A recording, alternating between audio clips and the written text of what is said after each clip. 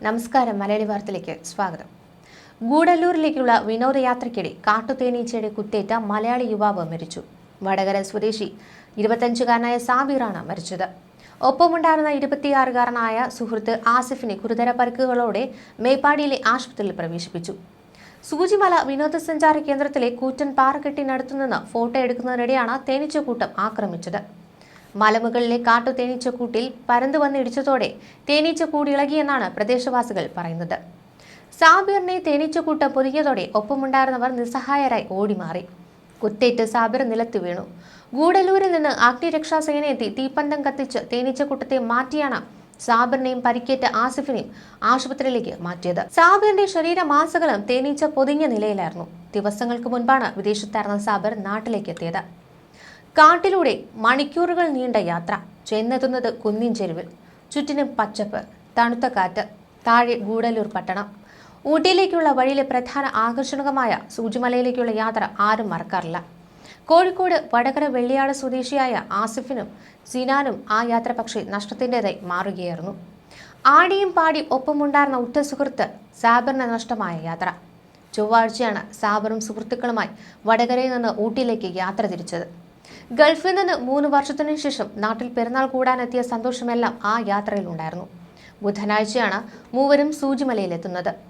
കൂറ്റൻ പാറക്കെട്ടുകൾക്ക് സമീപത്ത് നിന്ന് ഫോട്ടോ എടുക്കുന്നതിനിടയിലാണ് തേനീച്ചയുടെ കൂട്ടമായ ആക്രമണം. മലമുകളിലുള്ള തേനീച്ചക്കൂട്ടിൽ പരന്നിടിച്ചതാണ് തേനീച്ചയിളകാൻ കാരണമായത്. തേനീച്ച പാഞ്ഞെത്തി സാബിറിനെ പൊതിഞ്ഞു. രക്ഷപ്പെടാനായി ഷർട്ട് ഊരി വീശിയെങ്കിലും കൂടുതൽ ശക്തിയിൽ ആക്രമിക്കുകയായിരുന്നു. തൊട്ടരികിൽ നിന്ന ആസിഫ് സാബിറിനെ രക്ഷിക്കാൻ ശ്രമിച്ചെങ്കിലും ആസിഫിനും തേനീച്ചയുടെ കുത്തേറ്റു. സിനാൻ കുറച്ചകലെ ആയിരുന്നതിനാൽ നിസ്സാര പരിക്കുകളോടെ രക്ഷപ്പെട്ടു. ഉടൻ തന്നെ അഗ്നിരക്ഷാ സേനയെത്തി പന്തം കത്തിച്ചാണ് തേനീച്ചകളെ ഓടിച്ചത്. എന്നാൽ തേനീച്ചയുടെ കൂട്ടമായ ആക്രമണത്തിൽ വിഷം ഉള്ളിൽ ചെന്ന് സാബിർ മരിച്ചു. ആസിഫിനെ കോഴിക്കോട് മെഡിക്കൽ കോളേജ് ആശുപത്രിയിലേക്ക് മാറ്റി. പാട്ടുകൾ ഏറെ ഇഷ്ടപ്പെട്ടിരുന്നു സാബിർ. കഴിയുന്ന പോലെ പാടി സാമൂഹ്യ മാധ്യമങ്ങളിലും പങ്കുവയ്ക്കും. കട്ടയ്ക്ക് സപ്പോർട്ട് നൽകിയൊപ്പം കൂട്ടുകാരുമുണ്ടായിരുന്നു. 3 വർഷങ്ങൾക്ക് ശേഷം നാട്ടിലെത്തി സുഹൃത്തുക്കൾക്കൊപ്പം യാത്ര തിരിക്കുമ്പോഴും പാട്ടുപാടാൻ മറന്നില്ല. സന്തോഷത്തോടു കൂടി പാടി സമൂഹ മാധ്യമങ്ങളിൽ അത് പങ്കുവച്ചു. പക്ഷേ ആ പാട്ടിന് നൊമ്പരമായി മാറി. കടന്നൽ കുത്തേറ്റ് പരിക്ക്, കടന്നൽ കുത്തേറ്റ് മരിച്ചു എന്നൊക്കെ കേട്ടിട്ടുണ്ട് എന്നല്ലാതെ അതിൻ്റെ ഒരു അവസ്ഥ കണ്ടിട്ടോ അറിഞ്ഞിട്ടോ ഇല്ലായിരുന്നു. എന്നാൽ ഈ ചെറുപ്പക്കാരൻ ഊട്ടിക്ക് ട്രിപ്പ് പോയ സമയത്ത് കടന്നൽ കുത്തേറ്റ് മരിച്ച വാർത്തയും ഫോട്ടോയും പുറത്തു വന്നപ്പോഴാണ് ഇത്രമാത്രം ഭീകരാവസ്ഥ ആണെന്ന് പലരും അറിയുന്നത്. വലിപ്പത്തിൽ ചെറിയവനെങ്കിലും കടന്നൽ അപകടകാരിയാണ്, പ്രത്യേകിച്ചും കൂട്ടമായി ആക്രമിക്കുമ്പോൾ. പാമ്പിൻ വിഷത്തിന്റെ 10-1 വിഷം ഓരോ കടന്നലിലും ഉണ്ടെന്ന് അറിയുക. 10 കടന്നൽ ചേർന്നാൽ പാമ്പ് കടിച്ചതിന് തുല്യമായില്ലേ? കടന്നലിൽ ഏറ്റവും അപകടകാരി കാട്ടുകടന്നലാണ്. കാഴ്ചയിൽ തേനീച്ച പോലെ തോന്നുമെങ്കിലും കടന്നൽ തേൻ ഉൽപ്പാദിപ്പിക്കുന്നില്ല. മർമ്മത്തിലാണ് കടന്നൽ കുത്തുക. ശരീരത്തിലെ 107 മർമ്മഭാഗങ്ങളിൽ വിഷാംശമേറ്റാൽ പ്രഹരശേഷി 10 മടങ്ങാകും. മർമ്മം നോക്കി കുത്താനും കടന്നലുകൾക്കറിയാം. പ്രത്യേകിച്ച് അരയ്ക്ക് മുകളിലായിരിക്കും ആക്രമണം. നെറ്റിയുടെ മദ്യം, ഹൃദയഭാഗം, ചെന്നി, കഴുത്തിന്റെ വശങ്ങൾ, തൊണ്ടയുടെ അടുത്ത് എന്നിവിടങ്ങളിൽ കുത്തേറ്റാൽ വിഷം പെട്ടെന്ന് സംക്രമിക്കും. പാമ്പിൻ വിഷത്തിന് സമാനമാണ് കടന്നലെ വിഷത്തിന്റെ പ്രവർത്തനം. രക്തം, നാഡീവ്യവസ്ഥ, ശ്വാസകോശം എന്നിവിടങ്ങളെ ബാധിക്കും. അതിനേക്കാൾ ഉപരി കുത്തേറ്റ ഭാഗത്ത് പ്രതിരോധം ശക്തമാക്കുന്നതിന് ശരീരം നടത്തുന്ന പ്രവർത്തനങ്ങളും വിപരീത ഫലം സൃഷ്ടിക്കും. കടുത്ത അലർജിയാണ് കടന്നൽ കുത്ത് നൽകുന്നത്. ഇതിനെതിരെ വ്യാപകമായി ആന്റിഹിസ്റ്റമിനുകൾ പുറപ്പെടുവിക്കുന്നത് മൂലമാണ് ദേഹം മുഴുവൻ നീര് വരുന്നത്. മരണത്തിൽ നിന്ന് രക്ഷപ്പെട്ടാലും കുത്തേറ്റ ഭാഗത്ത് സ്പർശനം നഷ്ടപ്പെടുക പോലുള്ള അവസ്ഥയും ഭാവിയിൽ ഉണ്ടാകും. ഓടി രക്ഷപ്പെട്ട് വെള്ളത്തിൽ മുങ്ങുകയാണ് കാട്ടിലുള്ളവർ ചെയ്യുന്നത്. എന്നാൽ പോലും ഇര പോയ വഴി പിന്തുടരാനും ഏറെ നേരം കാത്തു നിൽക്കാനും കടന്നലുകൾക്കറിയാം. ഉടനടി വൈദ്യസഹായം നൽകണം. ശരീരത്തിൽ നിന്ന് കൊമ്പൂരി മാറ്റുകയും അലർജിക്കുള്ള മരുന്നുകൾ നൽകുന്നതും ജീവൻ രക്ഷിക്കാൻ സഹായിക്കും. കുത്തേറ്റാൽ 1 മണിക്കൂറിനുള്ളിൽ ആശുപത്രിയിൽ എത്തണം. ശരീരത്തിന്റെ പ്രതിപ്രവർത്തനം, രക്തസമ്മർദ്ദം താഴുക തുടങ്ങിയ അവസ്ഥയും ജീവന് ഭീഷണി ഉയർത്തുന്നതാണ്.